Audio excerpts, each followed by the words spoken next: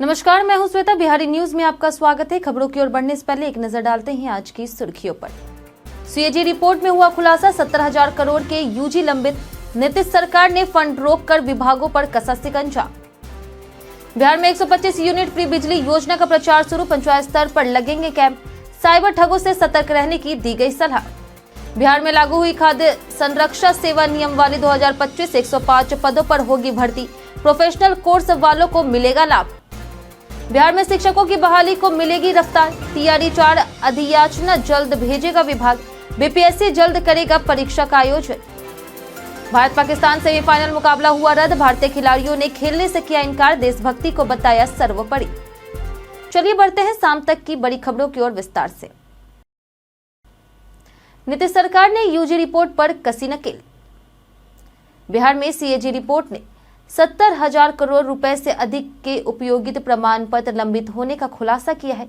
Report के बाद नीतीश सरकार ने कार्रवाई तेज कर दी है। वहीं शिक्षा विभाग का आकस्मिक एडवांस फंड बंद कर दिया गया है, जबकि नगर विकास और पंचायती राज विभाग को विशेष अनुदान से वंचित कर दिया गया है। इन विभागों से सबसे अधिक यूजी बकाया है। सरकार ने स्पष्ट किया है कि जब तक लंबित प्रमाण पत्र नहीं दिए जाएंगे, कोई फंड जारी नहीं होगा। विपक्ष ने इस रिपोर्ट को लेकर के नीतीश सरकार पर घोटाले का आरोप लगाया। वहीं डिप्टी सीएम सम्राट चौधरी ने आरोपों को खारिज करते हुए कहा कि यह मामला तेजस्वी यादव के कार्यकाल का है और उनकी सरकार एक एक पाई का हिसाब महालेखाकार को देगी। पंचायत स्तर पर लगेंगे मुफ्त बिजली योजना कैंप। बिहार में बिजली कंपनी ने आम लोगों को हर महीने 125 यूनिट मुफ्त बिजली देने की योजना का प्रचार प्रसार तेज कर दिया है। अगस्त में पंचायत स्तर तक विशेष कैंप लगाए जाएंगे, जिनमें मुखिया, सरपंच और अन्य जनप्रतिनिधियों की मदद ली जाएगी। शहरी और ग्रामीण क्षेत्रों में बैनर, पोस्टर और पैम्पलेट्स के माध्यम से योजना की जानकारी दी जाएगी। कंपनी ने इस अभियान के लिए बिजली कर्मियों की छुट्टियां रद्द कर दी है। साथ ही उपभोक्ताओं को योजना की राशि मिलने की जानकारी एसएमएस के जरिए दी जाएगी। सरकार की इस घोषणा के बाद साइबर ठग सक्रिय हो गए हैं, जो इस योजना के नाम पर लोगों को धोखा देने की कोशिश कर रहे हैं। इससे बचाव के लिए बिजली कंपनी लोगों को जागरूक भी करेगी और साइबर धोखाधड़ी से सतर्क रहने की सलाह देगी। सतत जीविकोपार्जन योजना से श्रीलंका को मिली प्रेरणा। श्रीलंका का 60 सदस्यीय प्रतिनिधिमंडल बिहार दौरे पर आया और गया, बोध गया, मानपुर में बिहार सरकार की सतत जीविकोपार्जन योजना यानी एसजेवाई का निरीक्षण किया।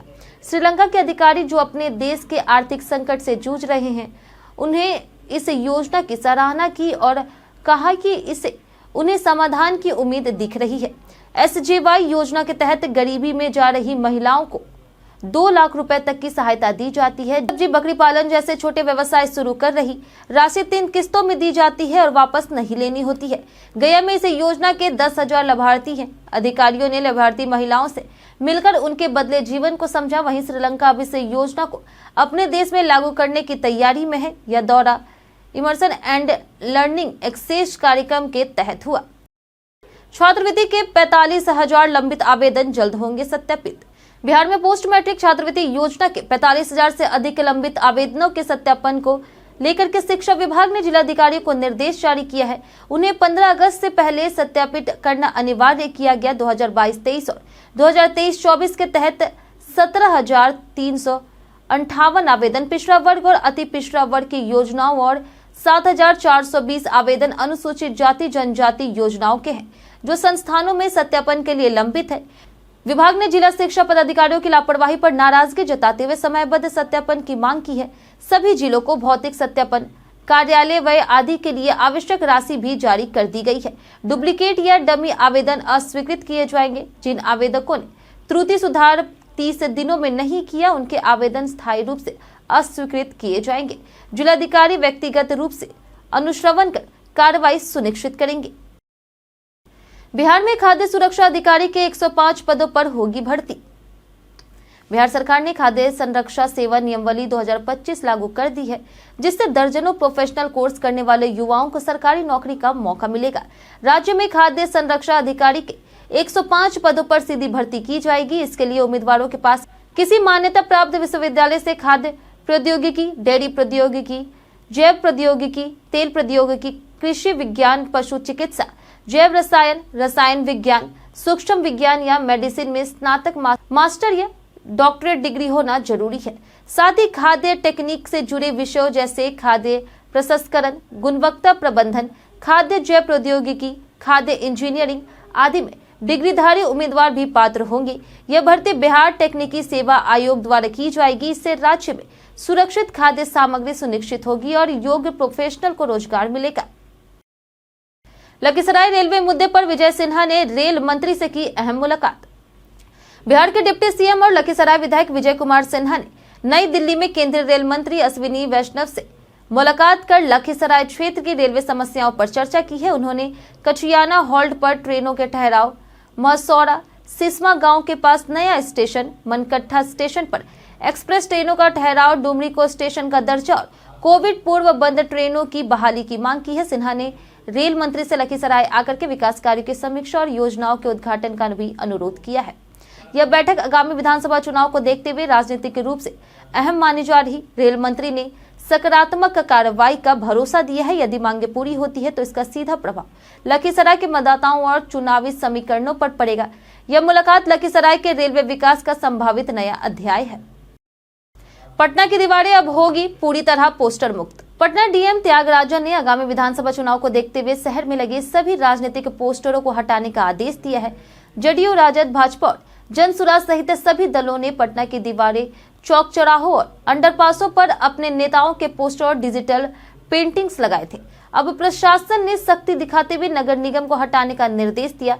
बेली रोड, अनीसाबाद और गांधी मैदान जैसे इलाकों में अभियान शुरू कर दिया गया है। कर्मियों को एक दिन में 500 रुपए दिए जाते हैं, लेकिन मजबूत गोंद से चिपके पोस्टरों को हटाना चुनौतीपूर्ण हो रहा है। एक पोस्टर की लागत 250 से 300 रुपए तक आती है। जनसुराज कार्यकर्ताओं द्वारा अन्य दलों के पोस्टरों पर पोस्टर चिपकाने से विवाद की आशंका बढ़ी है। वहीं प्रशासन ने चेताया है कि आचार संहिता लागू होते ही कार्रवाई और तेज होगी। टीआरई 4 अधियाचना जल्द बीपीएससी को भेजी जाएगी। बिहार के शिक्षा मंत्री सुनील कुमार ने बताया कि टीआरई 4 की अधियाचना 1 सप्ताह से 10 दिन के भीतर बिहार लोक सेवा आयोग यानी बीपीएससी को भेज दी जाएगी। विभाग इस पर तेजी से काम कर रहा। फिलहाल यह जानकारी जुटाई जा रही कि किस विषय में कितने शिक्षकों की आवश्यकता है। जल्द ही यह तय कर लिया जाएगा कि किन विषयों की परीक्षा ली जाएगी। अधियाचना भेजने के बाद बीपीएससी शिक्षक भर्ती परीक्षा आयोजित करेगा। वहीं मंत्री ने यह जानकारी बुधवार को संवाददाताओं से बातचीत के दौरान दी है। जानकारों के अनुसार विभाग ने टीआरई 4 के रिक्त पदों की जानकारी लगभग पूरी कर ली है और तैयारी अंतिम चरण में है। इससे राज्य में शिक्षकों की कमी को दूर करने और विद्यालय शिक्षा को मजबूती देने की दिशा में बड़ा कदम माना जा रहा। साइबर ठगी मामले में आरोपी मुकेश हुआ गिरफ्तार। बिहार के भोजपुर जिले के नारायणपुर गांव में आर्थिक अपराध इकाई ने अंतर्राष्ट्रीय साइबर ठग गिरोह का भांडाफोड़ किया है। छापेमारी में 4 सिम बॉक्स बरामद हुए हैं और एक आरोपी मुकेश कुमार को गिरफ्तार किया गया। गिरोह विदेशों से आने वाली वीओआईपी कॉल को लोकल जीएसएम कॉल में बदलकर साइबर ठगी करता था, जिससे दूरसंचार विभाग को भारी राजस्व का नुकसान हो रहा था। प्रारंभिक जांच में रोज हजारों कॉल करने की बात सामने आई। जांच में ये भी पाया गया कि कुछ कॉमन सर्विस सेंटर यानी सीएसएस संचालक फर्जी सरकारी योजनाओं के नाम पर गाँव में कैंप लगा करके लोगों का बायोमेट्रिक डाटा इकट्ठा करते हैं। इस डाटा का उपयोग रजिस्टर्ड डिस्ट्रीब्यूटर्स की मदद से बड़ी संख्या में सिम कार्ड लेने में होता था, जिन्हें सिम बॉक्स के जरिए ठगी में इस्तेमाल किया जाता था। वहीं मामले की जांच की जा रही। पूर्णिया एयरपोर्ट का 75% काम पूरा, उद्घाटन की तैयारी। पूर्णिया एयरपोर्ट का निर्माण कार्य तेजी से जारी है और टर्मिनल बिल्डिंग का 75% काम पूरा हो चुका है। योजना के अनुसार प्रधानमंत्री नरेंद्र मोदी 15 अगस्त को हवाई सेवा का उद्घाटन कर सकते हैं। यह प्रोजेक्ट 2015 में उड़ान योजना के तहत शुरू हुआ था, लेकिन जमीन अधिग्रहण और तकनीकी कारणों से रुका रहा। पोर्टा कैबिन, बाउंड्री वॉल और गुवासी से एयरपोर्ट तक सड़क का निर्माण अंतिम चरण में है। डीएम और कमिश्नर खुद कार्य की निगरानी कर रहे हैं। यदि उद्घाटन समय पर होता है तो सितंबर से उड़ानें शुरू हो सकती है। इससे सीमांचल के अररिया, किशनगंज और कटिहार जिलों को फायदा मिलेगा। कनेक्टिविटी बढ़ेगी और रोजगार के अवसर मिलेंगे। यह प्रोजेक्ट क्षेत्र के आर्थिक विकास और राष्ट्रीय पहचान के लिए मील का पत्थर बन सकता है। हालांकि कुछ सड़कें अभी भी लंबित है। गया का मध्य विद्यालय डिहुरी बना प्रेरक सरकारी स्कूल। बिहार के गया जिले के मध्य विद्यालय डिहुरी ने सरकारी स्कूलों की छवि बदल दी है। प्रधानाध्यापक वीरेंद्र कुमार की पहल से यह स्कूल निजी स्कूलों को भी मात दे रहा। यहाँ 2 रंग की यूनिफॉर्म है, नीली और पीली। Children bank, book hospital, smart class, computer lab, library और आई कार्ड की सुविधा है। बच्चों की उपस्थिति 98% तक है। वहीं सीटी बजाओ स्कूल बुलाओ अभियान, आकर्षक रेलगाड़ी जैसी पेंटिंग ने भी बच्चों को प्रेरित किया है। यह बिहार का पहला सरकारी स्कूल है जहां 2 ड्रेस पहनने की व्यवस्था है, जिससे बच्चों में हीन भावना कम हुई है। स्कूल में खेल खेल में पढ़ाई, डांस, स्वास्थ्य जागरूकता और यातायात शिक्षा दी जाती है। इस प्रयास के लिए स्कूल और प्रधानाध्यापक को राज्य और केंद्र सरकार से कई पुरस्कार मिल चुके हैं और यह स्कूल अब पूरे बिहार के लिए एक प्रेरणा स्रोत बन गया है। विजय सिन्हा ने भट्टा उद्योग मुद्दे पर की बैठक।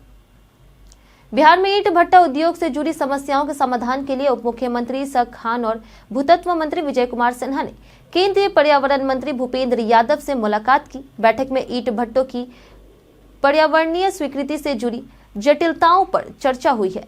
विजय कुमार सिन्हा ने आग्रह किया कि ईंट भट्टों को पर्यावरणीय स्वीकृति से आंशिक छूट दी जाए ताकि उद्योग को गति मिले और श्रमिकों की आजीविका सुरक्षित रह सके।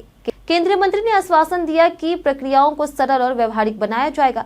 बिहार में 6000 से अधिक ईंट भट्टे संचालित हैं जो 3 से 4 लाख श्रमिकों की आजीविका से जुड़े हैं। सुप्रीम कोर्ट के निर्देशों के बाद पर्यावरणीय स्वीकृति अनिवार्य हो गई है, जिससे उद्योग को कई अड़चनें आ रही है और रोजगार पर असर पड़ा है। सरकार समाधान के प्रयास में सक्रिय है।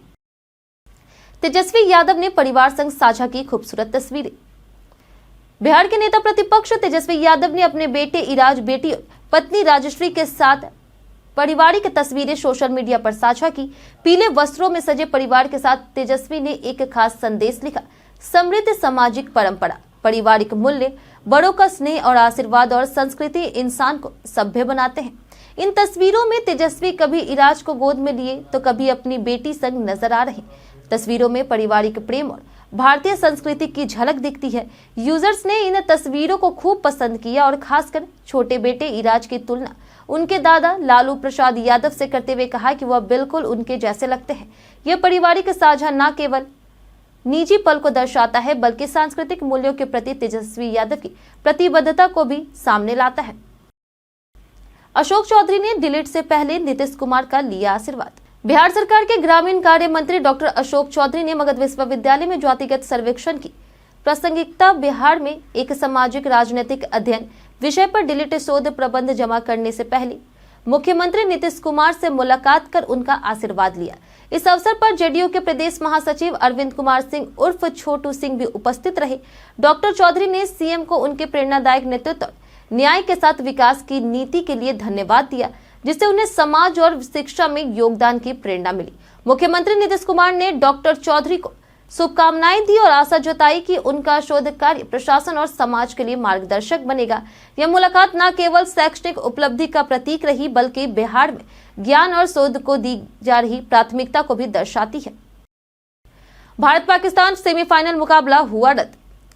वर्ल्ड चैंपियनशिप ऑफ लेजेंड्स 2025 के सेमीफाइनल में भारत और पाकिस्तान के बीच होने वाले मुकाबले को आज रद्द कर दिया गया क्योंकि भारतीय खिलाड़ियों युवराज सिंह, हरभजन सिंह और शिखर धवन ने पाकिस्तान के खिलाफ खेलने से इनकार कर दिया।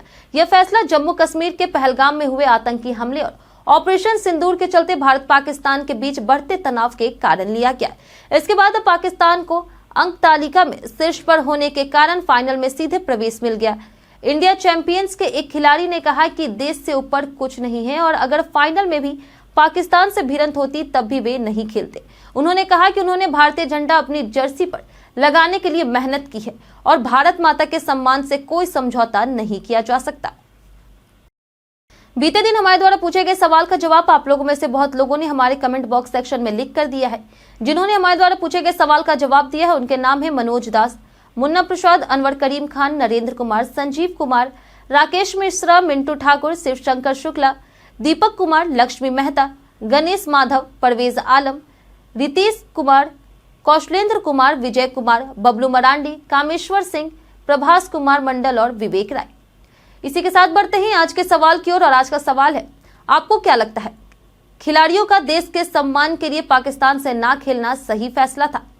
आप अपना जवाब हमें हमारे कमेंट सेक्शन में लिखकर जरूर बताएं। आज के लिए इतना ही। बिहार की तमाम खबरों के साथ बने रहने के लिए देखते रहे बिहारी न्यूज और साथ ही अगर आप यूट्यूब चैनल पर देख रहे हैं तो चैनल को सब्सक्राइब करें और अगर आप फेसबुक पेज पर देख रहे हैं तो लाइक और फॉलो जरूर करें।